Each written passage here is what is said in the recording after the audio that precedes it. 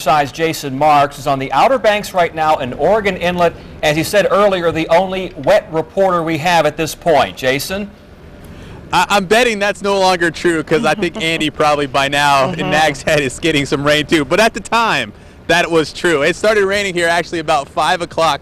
And it has been raining pretty constant since. I mean, take a look at something so deceiving and something so peaceful. You're looking at the inlet, which obviously connects to the sound. Now, something so peaceful is something so dangerous for the people on Hatteras Island. That's what they're worried about, this body of water right here, because when this storm moves through, this is where most of the flooding concerns will come from. Now, I can tell you on the ocean side, before we left, the ocean, the sand over there was really getting pounded by the waves. It was really nasty on that side. I actually clocked a 17-mile-an-hour wind, and that was almost 5 hours ago. So as you can imagine, I'm sure it's just as rough now, if not even rougher.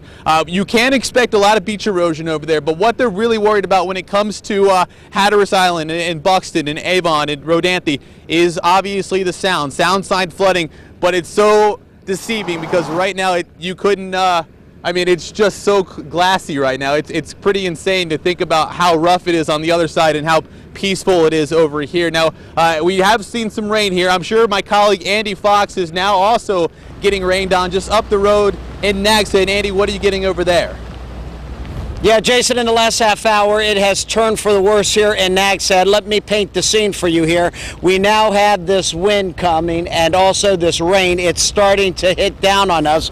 Behind me, we have 100 yards of new beach out here. It has started to be overtaken by the rough surf, which has just started in the last half hour to start building up. Of course, a lot of people with Dare County are going to be watching this beach to find out exactly how it can handle the surf. And from an early estimation of what will happen, it looks like it will be no match for the surf. We will have to see after it's all over how much erosion has taken place, but that is the latest out here. Now, over my shoulder over here on the left, you can see the wind turbines up here. For the first time, they are turning almost continually where you almost can't see the individual blades. So that is the latest here. Wind, the surf, starting to deteriorate as far as the rain goes, and today we drove around Nags Head to find out exactly who's open and who's not.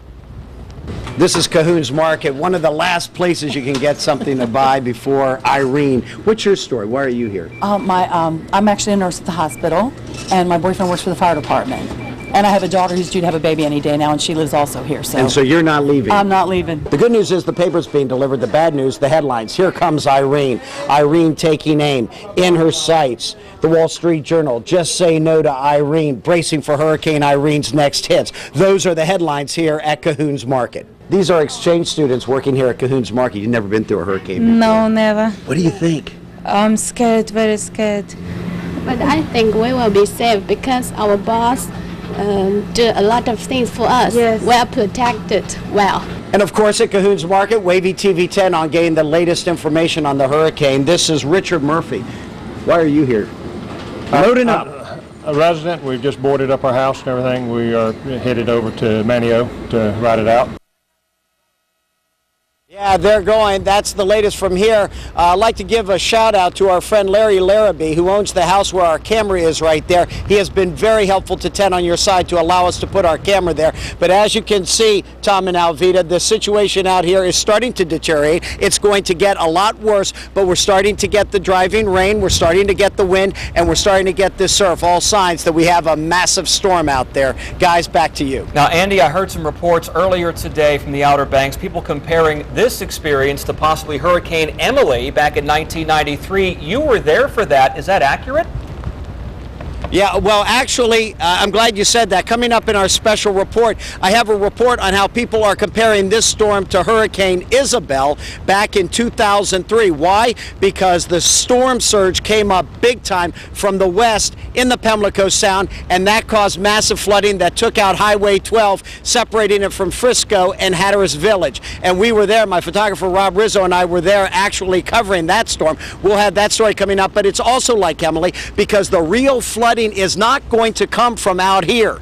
The flooding is going to come from the sound flooding because of the winds coming up and pushing all that water up into the Pamlico Sound. That's what they're fearing. That's where the damage is going to come from. It happened in Emily, and it also happened in Isabel, and people are fearing that this Irene will be the same type of storm. We'll be here to cover it. Guys, back to you. Let's hope it's not. Thank you, Andy. Not a doubt. All right, we've just